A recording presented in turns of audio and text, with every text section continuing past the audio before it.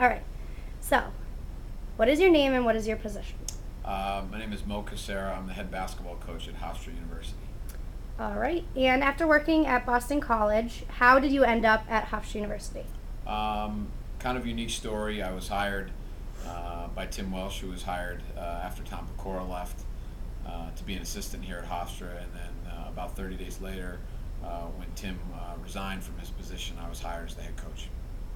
Fabulous. And what obstacles, if any, have you faced since becoming head coach? I think a lot of obstacles. I think this job presents a lot of challenges on a daily basis that really don't even relate to basketball, from recruiting to academics to community relations to a lot of different things. And certainly being a first-time head coach, going through some of those things for the first time is always a challenge. All right. And what has been like the most rewarding aspect of particularly Hofstra's program in comparison to maybe others where you've been? And what have you gained from being at Hofstra University? I think the most rewarding thing to me this year, maybe the best moment for me, was playing our last home game in front of a full sellout crowd and having the community really embrace what we're doing and embrace our team. I thought that was really, really neat. And it was certainly a culmination of a lot of work on a lot of different levels for us. So I think we, as coaches, get a lot of joy out of that when things like that happen and you have a full arena and you're able to have a successful basketball team. I think it just it really helps us kind of justify what we do every day. All right, and how have you noticed the difference between this season this year compared to last season last year, where there wasn't necessarily a sellout crowd, and the excitement on campus has surely grown? Yeah, I think even just from the beginning of our season this year, where the excitement was kind of a lot of question marks and people weren't sure, to towards the end of the season was almost like a whole different year within itself. I think towards the end, the excitement, the passion, and certainly the winning helped us really set ourselves up for a great end of the season.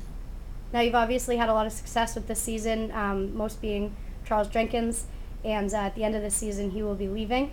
What can you elaborate on how the team will be dealing with the loss of Charles Jenkins, and how will you guys move forward? Who are the new prospects for Sure. next year?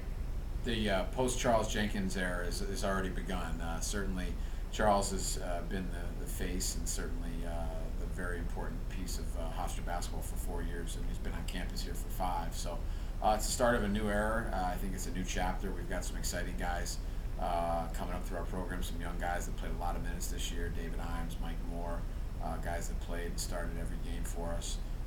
We also had a couple freshmen who played a lot of minutes for us, and Shemaya McClendon and Stephen McConey. We're excited about some of our recruits, and we also had a couple kids sitting out. Nat Lester, who was a 3-year starter here, and Stephen Mejia, who transferred from Rhode Island. They both sat out last year as redshirts. So we're excited about some new people, but it's going to be much more of a team effort because Charles Jenkins is certainly not here anymore.